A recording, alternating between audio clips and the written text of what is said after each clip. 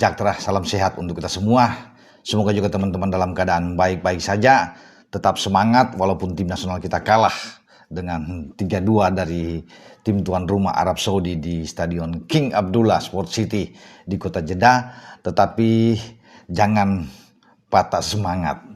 Itu paling penting karena masih ada satu pertandingan yang akan dihadapi oleh Kevin Dix dan kawan-kawan.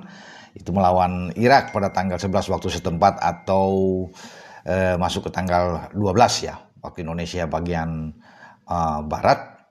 Dan ini menjadi pertandingan terakhir, penting, krusial buat kita. Jika masih berharap untuk membuka peluang lolos atau paling tidak ke round 5, kita harus menang.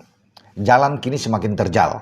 Setelah kalah dari Arab Saudi, maka pertandingan berikut menjadi tidak mudah, tidak gampang buat timnas kita. Karena lain halnya kalau kita paling tidak itu bermain imbang saja, harapan itu masih terbuka besar. Ya, tapi dengan kekalahan mau tidak mau kita harus menang dan ini yang sulit. Ya, 3 pertandingan terakhir kita tidak menang melawan Irak, termasuk kalah di GBK dengan 0-2 setelah kita dipermak habis di Basrah. Memang keadaan sudah berbeda ya teman-teman dengan komposisi saat ini. Tetapi tetap ini menjadi pertandingan yang sulit tentunya. Karena kita datang dengan mental yang sedang rapuh, gagal. Itu yang membuat bahwa kita cepat harus bangkit, melupakan pertandingan melawan Arab, tetap fokus melawan Irak. Namun sebelum melawan Irak, ya, saya akan coba mengevaluasi, melihat bagaimana pertandingan kemarin. Ya, ada beberapa hal memang yang harus dibenahi, dievaluasi oleh Patrick Kluivert. Pemain-pemain yang tidak tampil perform itu jangan lagi dipasang. Ya, sudah ada pelajaran berharga bahwa tidak boleh coba-coba di dalam sebuah pertandingan yang krusial memainkan dengan starting 11 yang baru pertama kali. Ya, ini agak sulit. Ya, lebih baik mempertahankan apa yang sudah diyakini yang selama ini terus dimainkan dan menghasilkan kemenangan buat kita. Ya kan sudah ada beberapa contoh. Ketika Kluivert itu kalah di Sydney, kembali dia coba dengan bermain 3-4-3, mengembalikan lagi formasi dengan Rido, Hapner dan Jai di belakang. Itu menjadi kuat.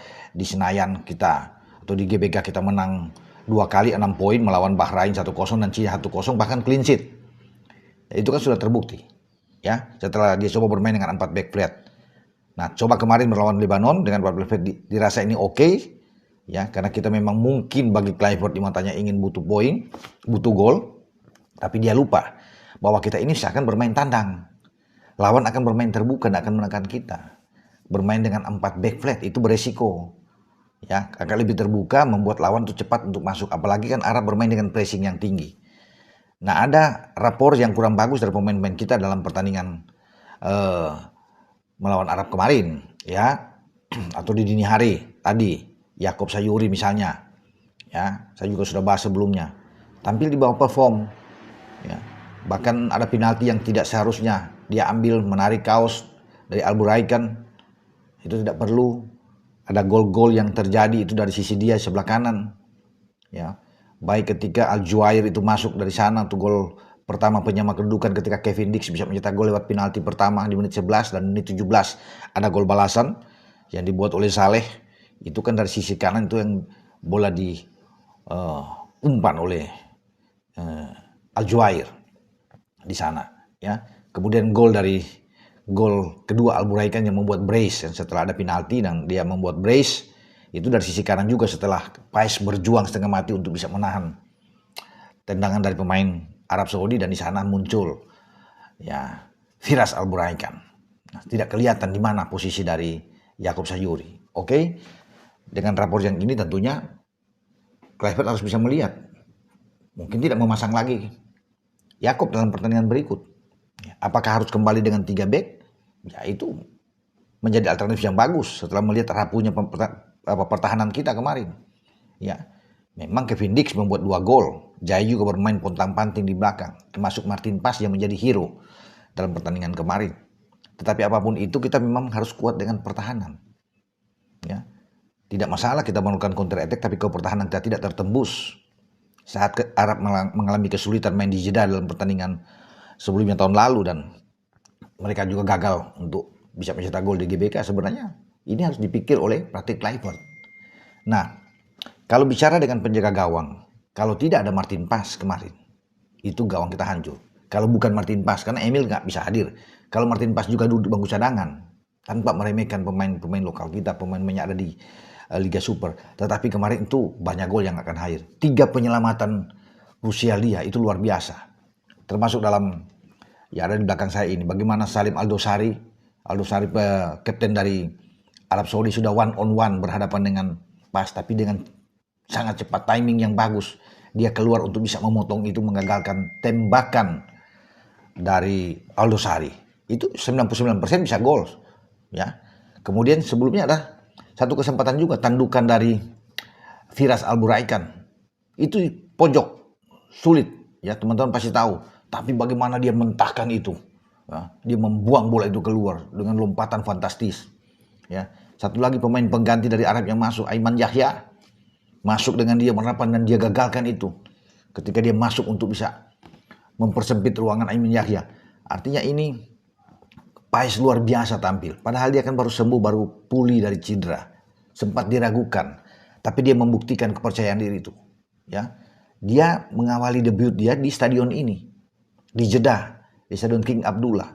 Dia mementahkan penalti dari Aldosari saat itu ketika kita 1-1 bermain. Dan ada penalti dari Arab Saudi yang hampir dia mentahkan. Sempat dia tinju kena di tangannya. Dia pintar membaca arah tembakan dari Firas Alburaikan, ya, Algojo kan. Sebenarnya kan ada menarik. Aldosari akan ambil Salim, tapi dia trauma menghadapi Martin Pas. Ketika dia ambil penalti itu, dia melihat dan Martin Pas ada di depan dia. Dia terbayang lagi kegagalan yang diantisipasi oleh Martin Pas. Maka Salim Aldosari memberikan itu kepada Firas Alburaikan. Dan Firas pun menembak sudah terbaca. Cuma memang keras tembakan dari Firas, sehingga bola yang diblok oleh tangan Martin Pas ini, itu bola masih bisa meluncur ke dalam. Jadi itu luar biasa. Kalau nggak bisa bahkan 6 gol, paling tidak 6 gol kita bersarang. Bahkan mungkin bisa lebih kalau tidak ada penampilan yang luar biasa fantastis dari kiper FC Dallas ini.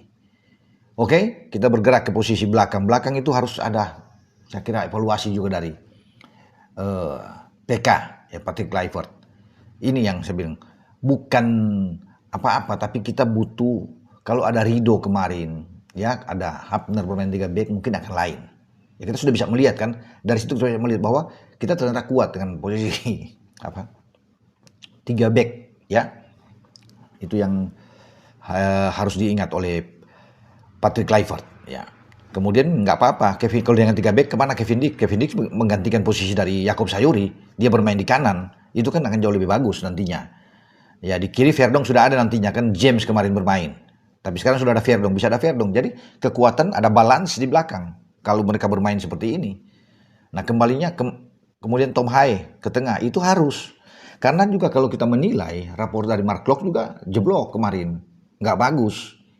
Dan itu kita kalah total di tengah, melawan Nasir Aldosari, ya, Salim Aldosari, ada Muzab Al-Juwair, ada Saleh di sana yang bermain dengan sangat bagus, ya, ada Abdullah Al-Kabairi yang bermain mereka menguasai. Tengah itu kita kalah habis-habisan. Joe kan lebih bertahan ke belakang, nggak bisa bikin apa-apa, nggak ada pemimpin di sana, hilang. Jadi ini rapor-rapor yang negatif dari pemain-pemain kita ini, ya, harus dilihat, harus tidak main-main lagi untuk pertandingan itu sudah final hidup mati melawan Irak. Jadi kalau nggak ada lagi belajar dari sini, ya sudah habis kita. Dan memang perlu dievaluasi pelatih Patrick Kluivert menurut saya. Kalau sampai kita gagal lawan Irak lagi, ya, kalaupun ada pemecatan, ya terserah dari PSSI, itu urusan PSSI untuk melihat setelah mengevaluasi. Karena kita sudah ada pemain-pemain yang bagus saat ini, lebih bagus dibandingkan ketika kita lawan Irak di putaran kedua, ya. Ini sudah bertambah bagus, sudah mewah, sudah ada Ole Rummenigge, semua sudah masuk, Emiliano Yonatan semua sudah ada, Joe Pelupesi, ya. Karena sebelumnya kan belum ada mereka semua. Mestinya kemarin dengan pemain-pemain yang mewah seperti ini harus menang melawan Arab, mestinya paling tidak imbang. Tapi oke lah, nasi sudah menjadi bubur, ya sudah kita lewatkan itu, tidak perlu diratapi lagi. Ya kecewa, ya pasti kecewa semua, masyarakat juga pasti akan kecewa dengan hasil ini. Tetapi kita harus bisa berpikir ke depan untuk menatap laga selanjutnya. Dengan kalah total di tengah, kemudian kroposnya lini belakang kita itu harus ditambal, harus cepat. Ya, mengembalikan kepercayaan diri pemain-pemain kita lagi. Ya, sayang kalau memang Martin Paes itu terus-menerus dihajar habis, teror habis, tembakan-tembakan lawan, jatuh bangun berjibaku. Makanya harus kuat. Saya pikir JCS akan lebih percaya diri kalau Daryl dan Hafner bermain di samping, karena mereka sudah terbiasa. Sudah bermain melawan Arab sebelumnya kan mereka oke. Kalau kemarin mereka mungkin yang ditampilkan lagi akan beda. Tetapi oke lah, itu urusan dari Patrick Kluivert. Makanya pelatih pun harus dievaluasi untuk bisa melihat ini.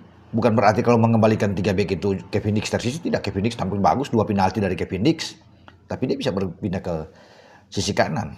Jakob yang harus cadangkan, Mark Klok juga harus dicadangkan. Ya, untuk bisa ini harus pemain-pemain yang oke yang masuk. Ya, Tom Haye harus dari awal. Kemarin masuk babak kedua bersama dengan Ole itu telat. Ya, dimasuk sebenarnya mestinya di starting 11 pertama 2 orang itu ada di dalam, sehingga Patrick tidak harus bermain dengan false nine dengan mendorong Ragnar di sana, karena kan Beckham Putra juga nggak kelihatan, hilang mainnya. Ya percuma dia main, kemudian ada kesalahan itu ditarik keluar, digantikan akhirnya.